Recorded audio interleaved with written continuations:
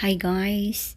Na-miss lang ako ng mga palamuti dito sa Pilipinas. First time ko kasi magpasko rito for more than 30 years, ganun. Kaya guys, Merry Christmas! So, nag-enjoy pati ang nanay ko. Kasi alam mo naman, ayun, diba, ang laki ng Christmas tree. Yan. Tinalo pa. Iba pang mga dito pa sa Pilipinas na napakagaling ng mga decoration. Yan lang guys. Merry Christmas and advance Happy New Year.